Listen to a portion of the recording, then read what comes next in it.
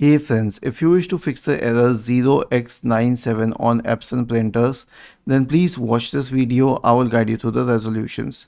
So the first solution is to restart your printer. Okay, simply switch off your printer while keeping it connected to your computer and then turn it on, wait for all the lights to be stable.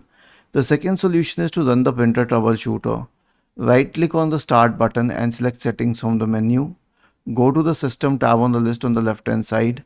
In the right pane, select Troubleshoot and then select Other Troubleshooters and then click on Run corresponding to the printer troubleshooter. The last solution is to update your printer drivers. Okay, search for Device Manager in the Windows search bar and open the Device Manager. Expand print queues. You'll find your printer here. Right click on it and select update driver and search automatically for driver. Now there's one more thing. So in the case of Epson printers, they push their own drivers. Make sure that there's no conflict between the Epson drivers and your system's drivers. You can contact the manufacturer Epson for the same. Was this helpful?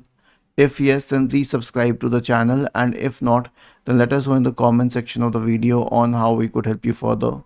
Thank you for watching this video and have a nice day.